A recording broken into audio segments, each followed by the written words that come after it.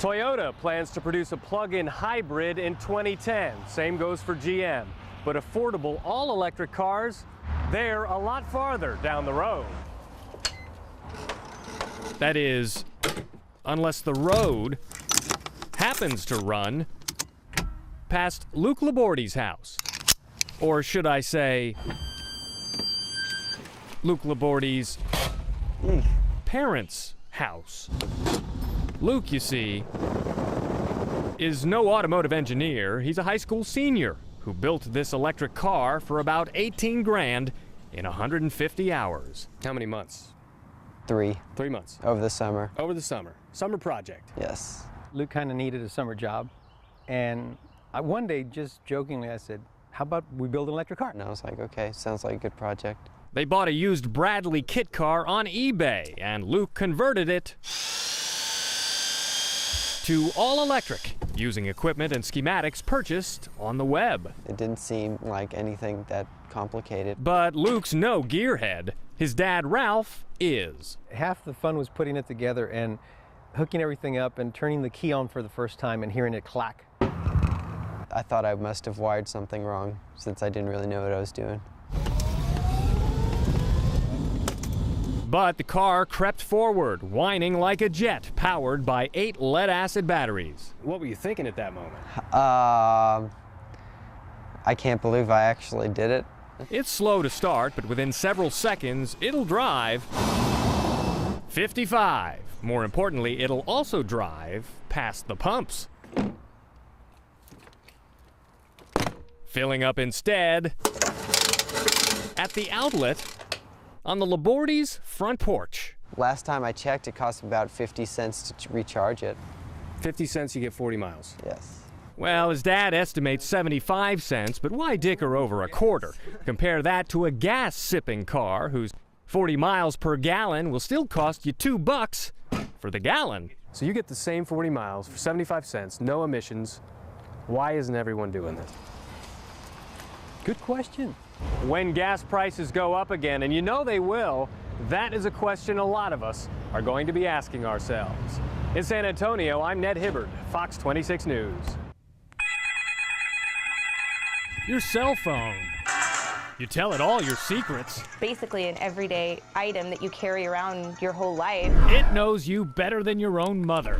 But what if your phone was a double agent? You know, the potential for abuse is just staggering. What if your phone was spying on you? Extremely creepy. Anyone with a grudge and some greenbacks can click buy, just like we did. The web is crawling with software that claims to let you spy from anywhere, bug meeting rooms, or check out if your spouse is cheating on you, all while leaving no trace. And best of all, it's 100% legal. So these sites say, set the trap on your target cell. Someplace downtown, I haven't even really gotten the details yet. And you'll soon be monitoring their calls. How about next weekend? We still want to the Astros game? That is the plan. What time do you want me to pick you up? Taking the spyware for a spin is Mena El-Sharkawi, a Fox 26 employee who allowed us to listen in. In about 10 minutes, I've loaded up her phone. After that, I've got Mena's number. Dozens of numbers, actually, both incoming and outgoing calls. Times, dates, even how long she talked. It's all there in my new password-protected account on the web. And text messages. I can read every word Mena types, every sentence she receives. And her cell phone never lets on. It's not anything that I would have ever thought twice about, that somebody's actually, tapped into my phone and is spying on me. I can enroll Mena in a free tracking service so that when she pulls into a parking spot, I can pull up her location on my computer. It was a function like this that enabled a man in Washington State last month to track his wife's whereabouts. He found her with another man, so he murdered their 5 children before killing himself. Cell phones are not like computers. There's no firewall. There's very little in the way of antivirus software. So once they make that connection, basically it's an open door. A door that's about to be blown off the hinges without leaving any prints. Mena may think she's safe, sharing sizzling rumors 284, your shake's ready? out of everyone's earshot. For all she knows, her phone is asleep. But with this sneaky software, I can actually wake it up, unlock the microphone. Oh, and you know what else I heard? What's that? I heard that Steven is in jail. And listen in on her casual conversation. I heard that Steven is in jail for DWI. I believe it's his third time now. The spying phone can pretty much get whatever information they want without you knowing about it. And that, says security expert Michael Fetland, could violate wiretapping or privacy laws. But the FBI tells me the software is legal to sell and legal to own. It's how you use it that could get you in trouble. Safe to say Mena El-Sharkawi will never use her phone again without wondering who else may be. You know, you just say all this stuff to people and you feel that it's confidential and that you're safe, and you're really not, and it's just a really eerie feeling to have.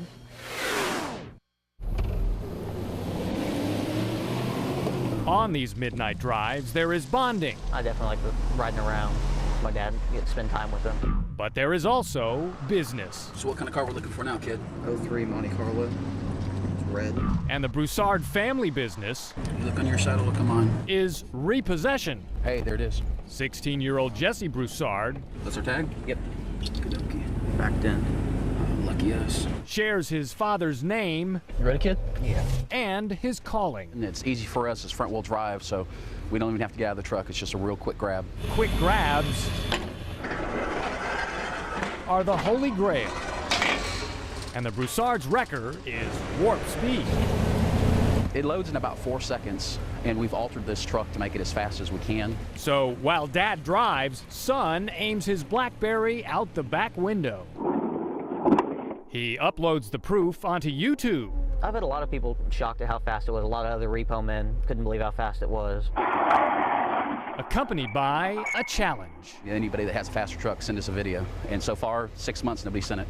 Speed, however, isn't just about bragging rights. It's essential for staying alive. But every once in a while, you get a crazy person that will take it personally, and they want to kill the messenger. While a repo man takes the car, sometimes a delinquent owner will take a pot shot. Record drivers have been hurt, even killed on the job. Jesse Broussard's brush with death came in 1998. They hit the side of the truck with one bullet, but I heard 6 or 7 shots. I just sunk down in the seat and floored it. At the moment, though, the Broussard's night has come to a screeching halt. None of their usual tricks are opening this gate. They can only wait for a random resident to return at 4 a.m. We're just going to drive around real fast to see if there's another entrance that may be open. Darkness gives the repo men a tactical advantage, but it bestows a legal advantage upon their adversary. And a homeowner in Texas has the right to use deadly force with no questions asked at nighttime. No wonder young Jesse stares anxiously at the lit window above their target Impala. The truck has enough power to literally burn the tires off the car, but we're going to do it as quiet as possible not to make any noise. The plan? Ease the car out of its spot, drop it, hook it from the front, and haul away. But quiet soon takes a back seat Somebody's coming out. to quick. Before the Broussards can make the switch, You Ronald? the owner arrives. Repossession, buddy. Hey, I'll make it a lot easier for you. I'll give you the key. Okay, come on, get your stuff out. We'll get you anything you need, buddy. While he goes back for a bag, they whip around to hoist the other end. We can actually leave right now, but since he was nice and said he'd bring us the keys, we're going to let him clean out his property. That includes the photo of his baby on the dashboard. The single father bags his belongings, handing over the keys to a car he can no longer afford. Can't do nothing until they get the money. Buddy, I'm sorry about that. Economy's really bad, I know it is. He tells us he's still waiting for unemployment benefits after being laid off by a trucking company, and this won't help his job search. So now my car's repossessed. I still have to pay my rent. My rent hasn't been paid. So what am I supposed to do? The way he asks the question, it's clear this man doesn't expect an answer. That's why we don't like talking to people. We try to avoid it because we hear their story, we feel bad. Elmer Wayne Henley, Dean Corll, David Brooks. I think the ghosts of Henley, Corll, and Brooks are going to haunt this state forever. Their sadistic sexual slayings of more than 24 young men have filled newspapers and books. But none of them are quite like this one, compiled by the man who took Henley's confession. Here it is. David Mulliken is a retired police chief, but in 1973, he was a 34-year-old detective who hand-wrote Henley's list of victims and the ways they died. Wayne shot him in the head, Dee and Wayne choked him. Wayne Henley and David Brooks were teenagers themselves, paid to procure for 33-year-old Dean Corll boys their own age, the sons of the working-class Houston Heights, boys whose lives ended in terror on Corll's torture board. They would handcuff these boys to that board and do what they wanted to with them, and then later on just wrap them up in the plastic. In this van, the trio transported the bodies for shallow burial, and so it continued for years. You'd never know it today, but in this Pasadena home, the plot came unspun with a .22 caliber snarl. When he pulled up, Detective Mulliken had no clue the dead man was a mass murderer. Dean Corll laying nude in the hallway, shot 6 times, and blood, of course, all over the place. Not only did Corll's killer immediately confess, but Elmer Wayne Henley also led detectives to a rented boat shed, filled, he said, with the bodies of Corll's victims. When we cut the lock off, Henley turned white as a sheet, so I knew he was involved. Cops found one plastic-covered body under a thin layer of dirt, then another, until Mulliken's sketch pad was crowded with corpses. They still had their mouths taped and their arms bound, and that's the way they died. They couldn't even scream for help.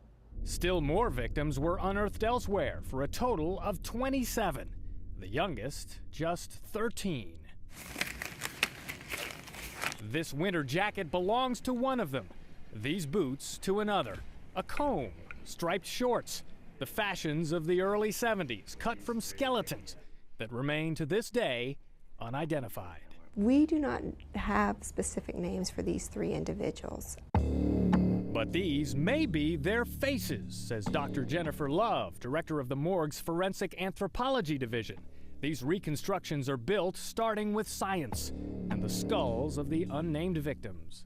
But then they must structure the nose, the mouth, the eyes. These features don't have bony landmarks, so it is an artist's interpretation of what the individual may have looked like. A spark of memory or conscience could help identify the final 3. Somebody out there, whether it's decades later, might be willing to come forward now. But time is also the enemy, says Houston victims advocate Andy Kahn. He periodically protests the parole applications of both Henley and Brooks, who are serving life sentences. When a victim's sibling or a parent passes on, their DNA is buried with them, leaving one less chance for the genetic match that constitutes a positive ID. Nevertheless, Kahn can envision the end. We're finally able to put this to rest, give these families some closure, and perhaps in a small semblance of way, there'll be some justice finally carried out. Even after years, I'd look at those pictures and then the smell would come back to me of those bodies. For David Mulliken, naming the last 3 would fill in the final blanks and close the book on a case that might have continued on to a much bigger body count. After all, he says, when Dean Corll died, he was on the verge of expanding into more boat sheds. Corll had filled that boat stall with bodies and was talking to the landlady about renting another stall. So, you know, he had plans for later on.